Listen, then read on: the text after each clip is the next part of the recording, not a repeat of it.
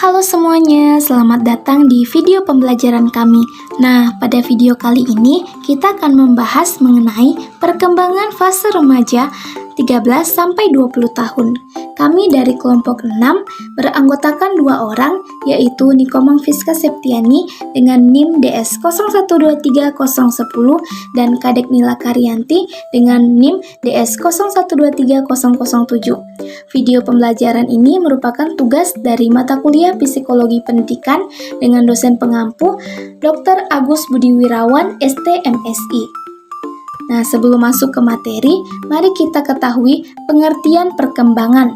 Nah, perkembangan atau development adalah perubahan progresif ke arah kematangan, kedewasaan yang lebih bersifat kualitatif.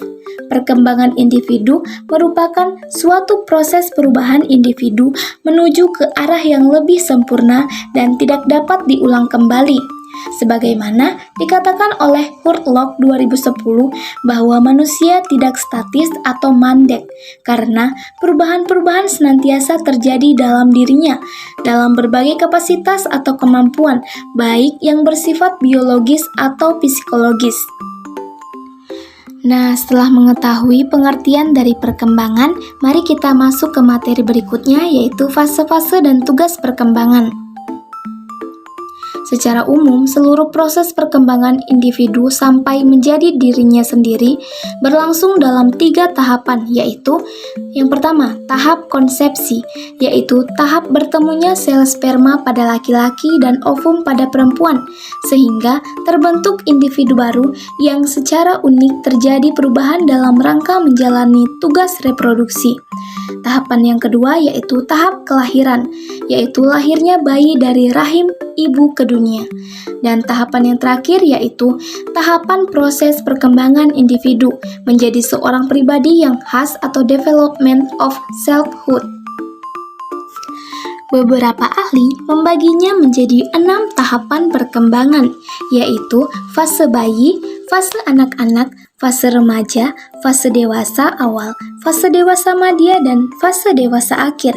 Nah, kali ini yang akan kita bahas adalah pada tahapan ketiga, yaitu perkembangan remaja.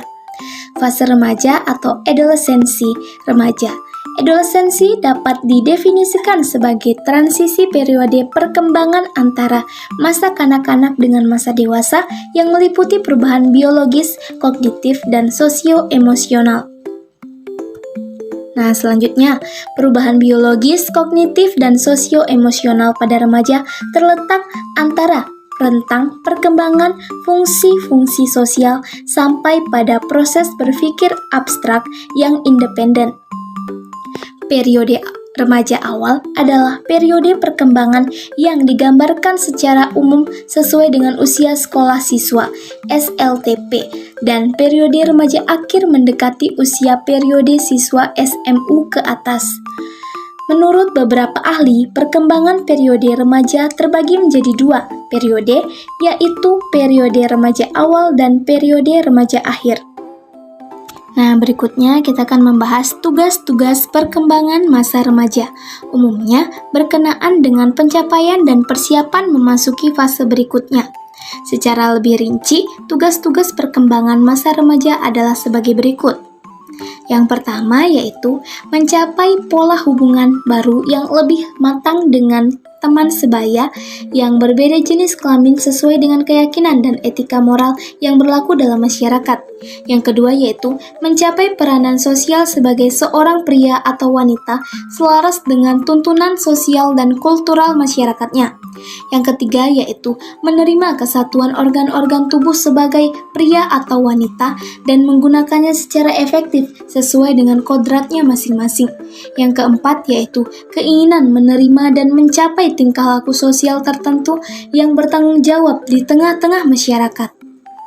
Nah, yang berikutnya, yang kelima, yaitu mencapai kemerdekaan atau kebebasan emosional dari orang tua dan orang-orang dewasa lainnya dan mulai menjadi dirinya sendiri. Yang keenam, mempersiapkan diri untuk memasuki dunia perkawinan atau kehidupan berkeluarga sebagai suami atau istri. Dan yang terakhir, yang ketujuh, yaitu memperoleh seperangkat nilai dan sistem etika sebagai pedoman bertingkah laku dan mengembangkan ideologi untuk keperluan kehidupan kewarganegaraannya. Nah, itulah tadi 7 tugas-tugas perkembangan masa remaja. Sebelumnya, kami dari kelompok 6 sudah mewawancarai narasumber yang bernama Ketut Mary Antriani, seorang remaja yang berumur 20 tahun. Kami mewawancarai narasumber mulai dari bagaimana perubahan biologis yang dialami narasumber sejak dia duduk di bangku SMP, kemudian perkembangan kognitif dan perkembangan sosio-emosional yang dialami oleh narasumber. Nah, berikut adalah hasil wawancara dari kelompok kami.